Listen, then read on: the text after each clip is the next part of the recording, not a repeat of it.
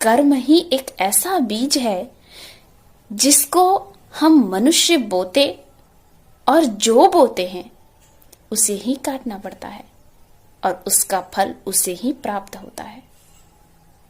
लेकिन हर कर्म का फल तुरंत प्राप्त हो ऐसा नहीं है। भगवान ने कहा है कि जो करेगा वो पाएगा, जितना करेगा उतना पाएगा, परंतु यह नहीं कहा कि जब करेगा तब पाएगा। हम कई बार यही भूल करते हैं कि इतना तो अच्छा कर रहे, फिर हमारे जीवन में ऐसी घटनाएं क्यों हो रही होती है। तो आज हम एक कहानी से समझेंगे।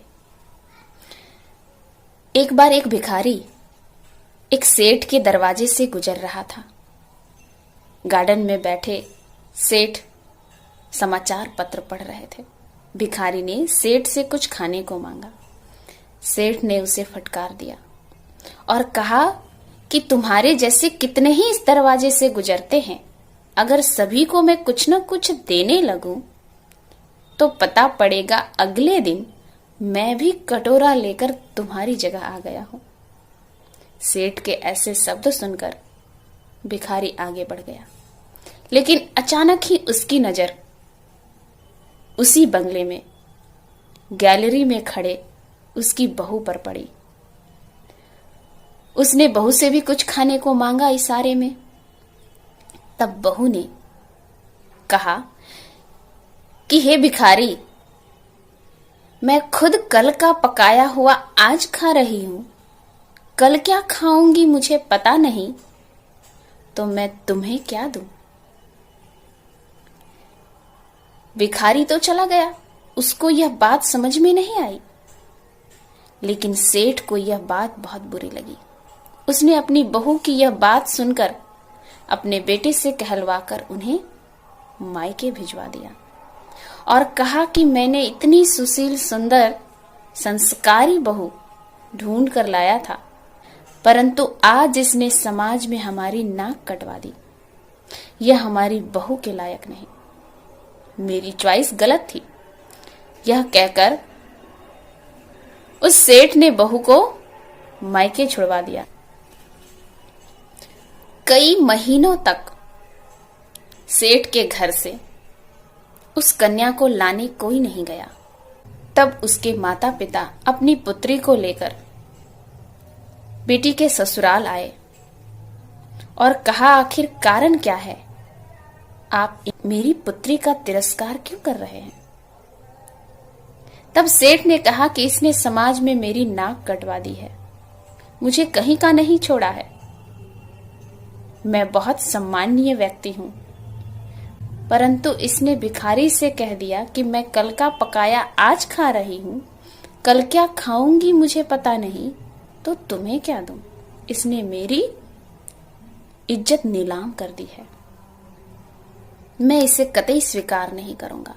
तब एक पंचायत बुलाया गया और उसी पंचायत में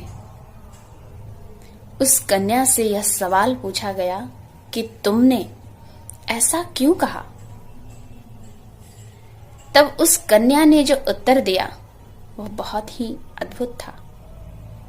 उसने कहा कि मैं बहुत ही भाग्यशाली हूं जो मैं एक साधारण परिवार में जन्म ली और मेरा विवाह एक ऐसे घर में हुआ जहां मुझे सब बहुत प्यार करते हैं। धन दौलत की कोई कमी नहीं है, घर में नौकर चाकर गाड़ी हर प्रकार की सुख सुविधाएं हैं, सब बहुत प्यार करते हैं मुझे। तब मैं यह समझती हूं कि यह मेरे पिछले ही जन्मों के कर्मों का फल है, लेकिन इस जन्म में मैंने अपने जीवन काल में कोई ऐसा पुण्य कर्म नहीं किया है। तो मुझे यह बहुत चिंता होती है कि मेरा भविष्य कैसा होगा, मेरा अगला जन्म नेक्स्ट जन्म कैसा होगा। और इस परिवार में, इस घर में मेरे ससुर की चलती है। ससुर जी इतने कंजूस हैं कि ना वह अपने हाथों से किसी को कुछ देते हैं और ना ही देने देते हैं। तो मुझे यह चिंता होती है कि मेरा भविष्य कैसा होगा। सेठ ने, पूरे गांव ने, समाज ने, पंचायत ने यह बात सुनी और वह दंग हो गए। बहू ने कहा, यही कारण था कि मैंने उस भिखारी से यह कह दिया कि मैं खुद कल का पकाया आज खा रही हूं। कल का पकाया का अर्थ है कि कल के किए हुए, पास्ट के, पूर्व जन्म के किए हुए कर्म का फल मैं आज भोग रही हूं, परंतु कल क्या खाऊंगी मुझे पता नहीं। अर्थात मैं इस जन्म में, इस जीवन में कोई ऐसा कर्म नहीं कर रही तो कल क्या खाऊंगी। यही सोचकर मैंने उससे ऐसा कहा। उस दिन से उस सेठ की विचारधारा बदल गई। वह उस दिन से खुद भी दान पुण्य करने लगे और अपने बच्चों से भी, परिवारजनों से भी श्रेष्ठ कर्म करवाने लगे।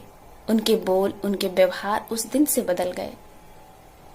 तो इससे हमें यह स्पष्ट होता है कि हमारे कर्म ही हमारे भाग्य को निर्धारित करते हैं।